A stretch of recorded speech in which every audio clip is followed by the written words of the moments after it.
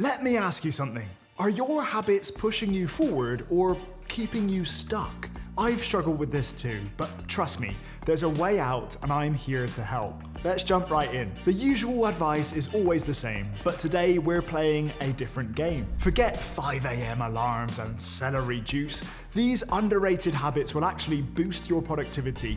So let's dive right in and let's start with habit number 1.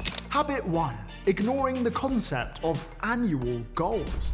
Let's kick things right off by addressing a big one, annual goals. Don't get me wrong, setting yearly goals can be exciting, but here's the problem. They're vague, distant, and let's be honest, half the time we forget about them by March. Instead, let me introduce you to something more effective, quarterly quests. The idea is simple. Break your year into 90-day chunks and focus on just 3 to 4 major goals per quarter. It's inspired by books like The 12-Week Year and Traction. Why does it work? Well, because it's short enough to stay focused, but long enough to see real progress. Plus, you get to celebrate wins more often. For example, instead of saying, "I'll write a book this year," your quarterly quest could be, write the first 3 chapters in the next 90 days. It's manageable, motivating, and way more effective. So as you're planning your next steps, ditch the annual overwhelm and think in quarters. Trust me, it's a game changer. Habit 2,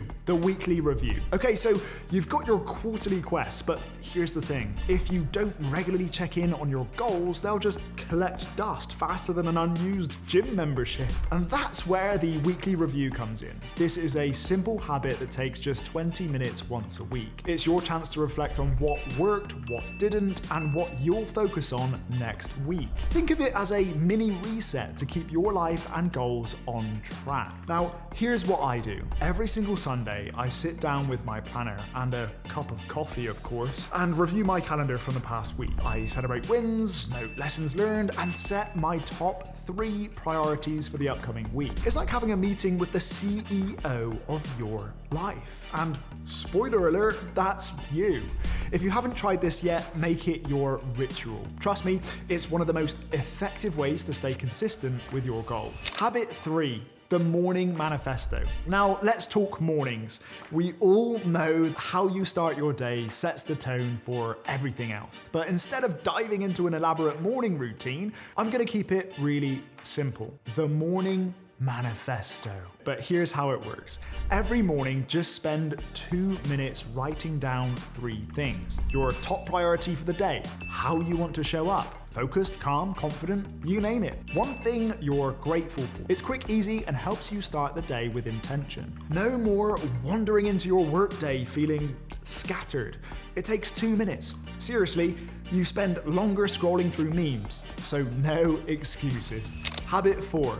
Focus logs. And now for something that can make your focus last. Let me ask you this. How often do you actually stay focused on what you're working on? If you're like most people, distractions creep in more often than you'd like. That's why I swear by using a focus log. Now, here's how it works. Track your focus in 25-minute chunks using the Pomodoro technique, a method where you work for 25 minutes, then take a short break. As you go, jot down what distracted you and how long you actually stayed focused. Over time, you'll start to spot patterns. Maybe it's your phone, maybe it's emails. Whatever it is, you'll pinpoint the leaks in your productivity. It's not about being perfect, it's about becoming aware. Once you figure out what's derailing your focus, you can then fix it. Trust me, this simple habit can make a world of difference. Habit 5. Standing order social events. Okay, this next habit isn't just about productivity, it's about staying sane.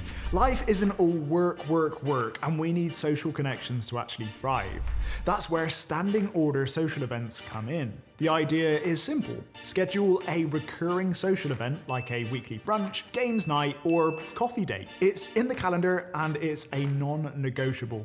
It helps you stay connected with the people who matter to you. For me, it's a standing Sunday brunch with close friends. I'll admit there was one week when work really felt overwhelming. Deadlines just piled and piled up. Stress through the roof, honestly.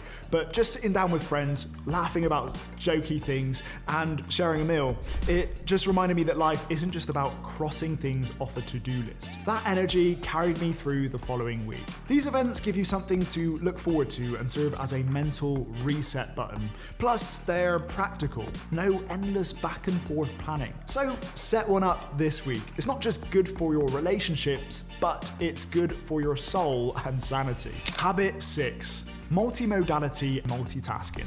Finally, let's talk multitasking. But not the bad kind where you're juggling emails while on a Zoom call. I'm talking about multimodality multitasking, combining a physical task with a mental one. For example, listening to an audiobook or podcast while commuting or doing chores. Brainstorm ideas while going for a walk. The key is pairing complementary activities that don't compete for your attention. Try it out. Next time you're folding laundry or stuck in traffic, use that time to feed your brain. It's like getting bonus hours in your workday. Remember, it's not just about working harder, it's about working smarter. These habits are your tools to level up your productivity and mindset. So what's your first step gonna be? Let me know in the comments below, and let's crush these goals together. And if this video gave you value, don't forget to give it a thumbs up, hit subscribe, and share it with someone who's ready to level up their life. Now, let's make it happen.